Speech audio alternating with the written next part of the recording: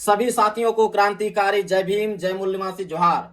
साथियों, लगातार हमारे झारखंड में कुछ अराजक तत्वों के द्वारा महतो माझी भाईचारा को तोड़ने का प्रयास किया जा रहा है। उन लोगों को मैं कह देना चाहता हूं, ये महतो माझी का जो रिश्ता है, इसको तोड़ने के लिए ऊपर से भी कोई आ जाएगा तो नहीं तोड़ सकता है।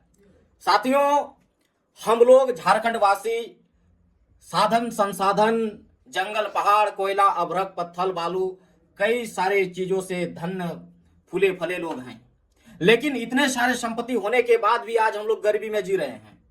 लेकिन यदि महतो माझी आज एक हो जाता है तो ही यह संभव है कि हमें हमारा संपत्ति का अधिकार हमको मिल पाए।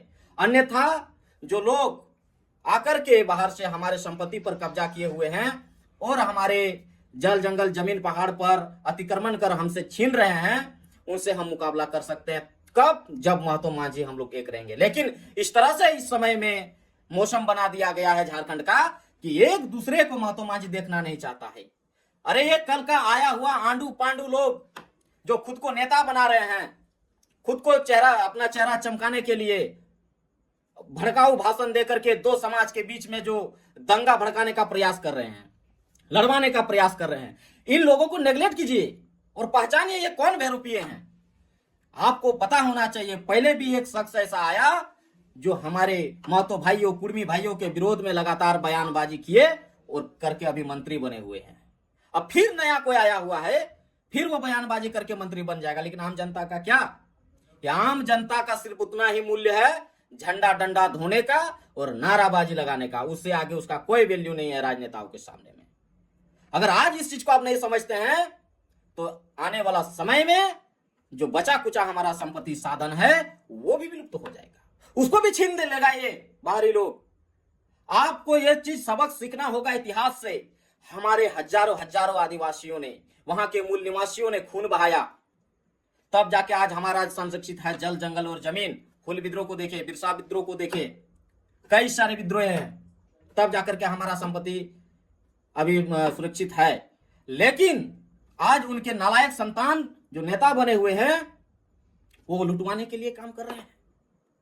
सोचिए, जिस जमीन को बचाने के लिए शरीर से पानी की तरह खून को बहाया गया, उस जमीन को लूटने के लिए हमारे लोग नेता बन करके हमारे मूल निवासी भाइयों के बीच में दरार पैदा करके, इनको अस्थिर करके, झारखंड को अस्थिर करके वहां के संपत्ति पर अपना आधिपत्य को कब्जा करना चाहते हैं।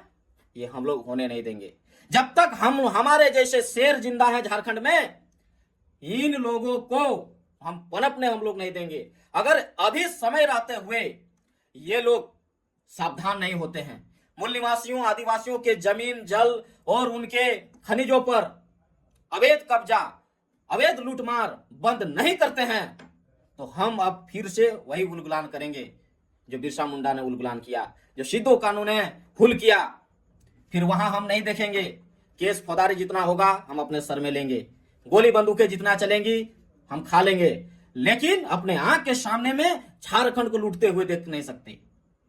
और ये जो आज के जो आंडू पांडू नेता बन रहे हैं, हिम्मत है अगर उनके अंदर में सिर्फ भाइयों के विरोध में, कुर्मी भाइयों के विरोध में ही बयान देने का क्षमता है, अगर है हिम्मत उनके अंदर में, तो भूमाफियाओं के खिलाफ में आवाज उठाए। आदिवासियों के जमीन पर जो कंपनी कब्जा कर रही है अवैध रूप से, उन पर वो आवाज उठाए। लालमटिया का कोयला खदान, जहां पर कोयले के लिए पूरे आदिवासियों, मूल निवासियों और माइनॉरिटीज के गांव को खाली कर दिया गया, क्यों कोई आदिवासी नेता वहां नहीं गया? सिर्फ चेहरा चमकाने के लिए कुर्मियों का विरोध करेगा, क्यों नहीं गया? आज भी वहां पर आप जब जाते हैं लालमटिया क्षेत्र में, तो आपको पता चलेगा कि अंग्रेजों का क्रूर शासन क्या था, किस तरह से शासन वो लोग करते थे हमारे मूल निवासियों के ऊपर में। आज जब पुलिस की गाड़ी गांव में घुसती है तो लोग घर के अंदर से कुंडी लॉक कर देते हैं। मैं वहां पर जाकर के रिपोर्टिंग करके आया हूं, तब ये बात मैं बोल रहा हूं, और उसका सबूत भी मेरे पास है।